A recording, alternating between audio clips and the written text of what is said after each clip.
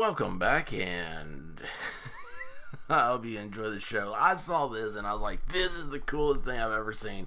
I've got to talk about this, alright? Oh my goodness gracious, y'all. Thanks for putting up with my insanity. I used to make fun of Alabama, and I gotta say now, this is so cool. I don't know if I could ever again. Teen reunited with pet rooster lost at Alabama Cracker Barrel after Civil War reenactment. No, I just did a video about Cracker Barrel supposedly being racist because of the name, and now they got a Civil War reenactment in the parking lot. Sounds like only in Alabama. Now, I don't get. I mean. Why does a teenager have a pet rooster?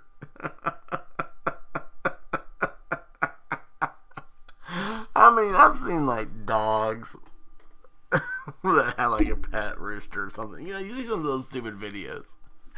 But this is just, I don't know. I can't wait to find out this rooster's name. I've not read this article. We're going to read it together.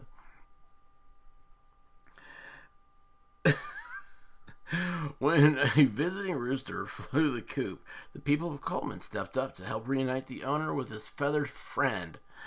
It all started when 18-year-old Thomas Ramsey, a student at Copiah Academy in Gallman, Mississippi, and founder of the Muddy Rabbits Mess, a 32-member military reenactment group and the largest youth group nationally. Oh, that's funny. Was returning from a Civil War reenactment in Spring Hill, Tennessee. Oh, I knew it had to have Tennessee in it. Oh, it's so great. Oh my gosh. Yes, Tennessee. Thank you. Oh, Spring Hill is right outside Nashville. That's awesome. Oh my gosh. This is so great. And stop for lunch. The Cracker Barrel in Coleman. Oh my gosh, that's awesome. With him was his friend, Jonas Patrick, and his buff Orpington rooster, Peep. Oh my gosh, his rooster's name is Peep. Like the little Peep chicks. Oh my gosh, this is so great. Peep is a handsome fellow. In keeping with the standards of this heritage breed of chicken, heavy with a broad body and low stance and having a bold, upright, and graceful carriage. He's been the cock of the walk ever since Ramsey found him on a roadside last summer when he was still a young chick. And he didn't become dinner. Oh my gosh. So this kid, where is he? He's from Mississippi, right? This kid from Mississippi. Yeah, Mississippi. Okay, so this kid from Mississippi finds a rooster on the side of the road.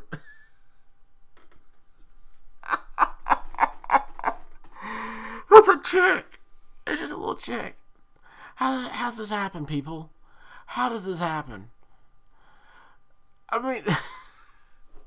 But that damn rooster, he's the cock of the walk. I love it. Oh, jeez. Ramsey's been participating in reenactment since he was 14. It's a way, he said, to really connect with history of the reenact wars from the colonial time up to the World War II.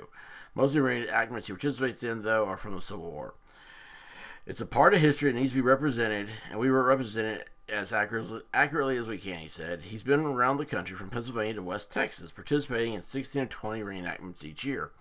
He'll spend 3 hours a day for 6 to 7 months researching for an event.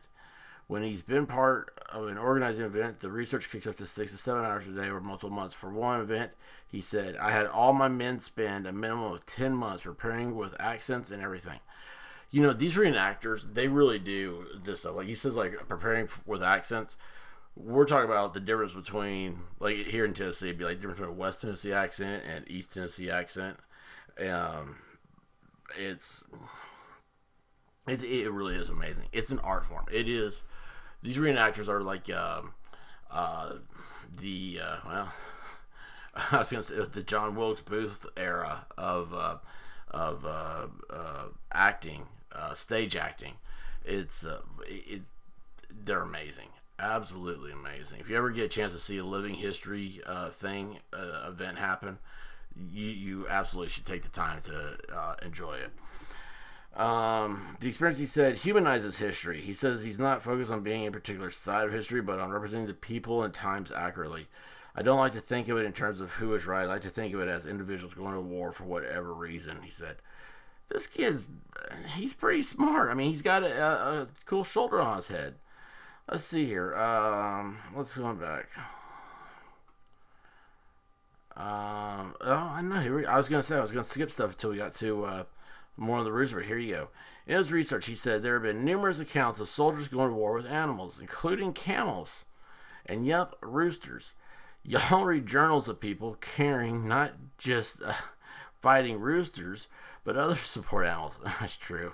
Cockfighting is a thing. Anyway, in one undisputed account, said Ramsey, a Confederate soldier carried his rooster with him for 2 years. That particular rooster's tail did not end well, though, as he ended up in the bellies of some Union soldiers. Man, that just makes you mad, doesn't it? You know, I mean, that rooster probably woke everybody up in the morning, but I don't know, man. Something about that just makes you mad. Gosh, anyway. So, when Peep entered into Ramsey's life, if it didn't seem unheard of to take the young bird with him into battle. We were at the house getting ready for an event, and we're sitting there playing with him, and we're like, let's take him with us. That is so Southern. Man, everywhere I go, my dogs go. At the first event, one of Ramsey's friends was carrying Peep in a bag by his side. Sounds legit, like Baby Yoda. But when the friend got hit, Peep hopped out and just strolled about.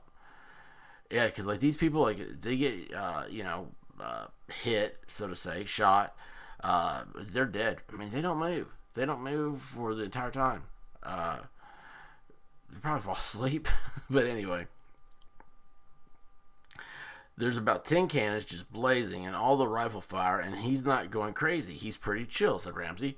Peep is, said the teen, a real soldier. The real event was the third Peep had been part of, and it was heading on the way home. They stopped at Coleman. This is the longest article I've ever seen about a rooster. So the young man took the rooster out of the cab of the truck and attached him to his leash and walked him around until their order was called. Oh my gosh, I would die. I've been thinking about it. Would you not die if you pull into a parking lot and you see a rooster on a leash? He was walking his cock. He was walking his cock. Oh my gosh. Oh, let's see, where did this go? While they went to eat, they tied the rooster's leash to the bed of the truck, as they had done several times before. But an hour later, Ramsey's friend went outside and came back with bad news. He said, he's gone, man. At first I thought he was joking. He messes with me like that, said Ramsey. It wasn't a joke, though. Peep had flown the coop. I love this. I love this person writing this. Oh my gosh, I need this so much. I went back into the Cracker Barrel, and it was very hard for me to say this with a straight face, even though I was panicking. Do you have cameras in the parking lot? I think someone stole my chicken. What got me funny? It's not the first time Cracker Barrel's heard that. Cracker Barrel hears that, it's like, thinking, oh, fried chicken, we had takeout order. No, it was his cock.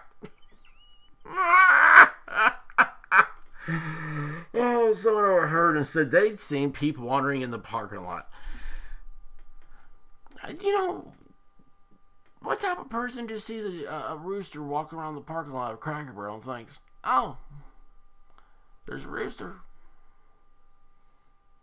And then just keeps on eating. Let's see here. He called the police. And the animal control officer, Cooper Harris, responded to the call. Harris has been an animal control officer for about 5 months. And this was only his second call regarding a chicken. Only his second call in 5 months. Now, y'all, wherever y'all are from, you ever called the animal control because of a chicken on the loose? I gotta say, now my wife, she calls 911 all the time for animals being let out or roaming free. She's done horses, goats. Goats are a big one. Not seen any pigs. I thought for a second there were. So, but yeah, several horses. I'd say maybe about 5 times. I mean, of course, she gets the dogs, she calls. But as far as like non-traditional animals, it'd be horses and goats, I think, mostly. Now, I've called 911 once because I found a baby carriage, but the people were pushing this baby carriage as I went down the street. I came back up the street. Those people weren't there, but the baby carriage was on the sidewalk. I thought maybe someone ought to check to see if there was a child welfare thing, but I digress. Let's see here. Ramsey was impressed by Harris's dedication in finding Pete. He spent an hour and a half riding, looking for him. Said Ramsey. Harris even checked with a nearby farmer to see if he'd picked up the roaming rooster, and the farmer's permission checked the coop to see if Peep, following the birds of a feather flock together adage, had wandered there on his own. But there was no sign of him. By this time, Ramsey had posted a missing chicken post and photos to several Coleman Facebook pages. Every 5 minutes, there was someone responding that they were looking for him, said Ramsey. Meanwhile, the rest of his friends were waiting to find this chicken, so they can get back home. He got a long drive ahead of him. Oh, Ramsey continued on it. Oh, no, he left then. Okay, on to his home in Mississippi, hopeful that someone would find the feathered friend. 30 minutes away from home, he received the news that Jeremy Cox had found Peep.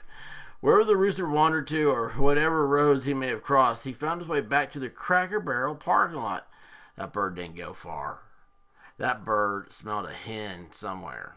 And then when he got done doing his, things that cocks do, it's cock-a-doodle-doo. He went back, thinking, all right, man, come pick me up. I want to go home where the feed is free. His adventure continued from there. He changed hands like 3 times that day, said Ramsey, but it was John Watson, a local farmer who'd been posting advice on finding and catching Peep, who drove the rooster to Birmingham, where Teen and Bird were reunited. Oh my gosh. Watson said he stepped up to help because it's important to him to spread love for a fellow man or woman. That is the greatest line I've ever heard. Why did you do this act of kindness? Well, it's important to me to spread love for a fellow man or a woman. Oh, I believe in paying it forward, said Watson. God has blessed my family so much throughout the years. I believe we should be kind to our fellow man. Yes, it was just a chicken, but it was his, and he clearly cared for it. Ramsey agreed that Peep is special. Golly, this is long. Most of the time, I would not drive 4 hours for just any chicken. I've driven 4 hours for fried chicken before. That is the truth. Oh, I'm going to think, what's the name of that? Zappos in Columbia, South Carolina. Zestos. Yeah, I can't remember the name of it now. If you're ever in Columbia, South Carolina, Zestos is the place to go. They got an ice cream cone on their sign out front. That's just how you know you found it. Oh, geez. You go in one door to a counter to order, and then you walk out of the place, and you walk around to the next door to take your seat to eat. I love it. Zeppos. Zestos? Zeppos. I can't remember. Well, it starts with a Z. Let's see here. Friendly and affectionate. This is back to the Peeps breed. They are friendly and affectionate birds. Ramsey isn't entirely sure that's true. I don't know if it's affection or him just knowing how to manipulate the system. That damn chicken.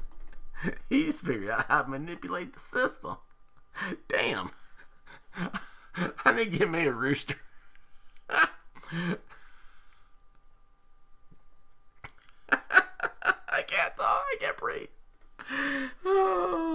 But Ramsey felt like Pete was happy. How can you tell if a rooster's happy?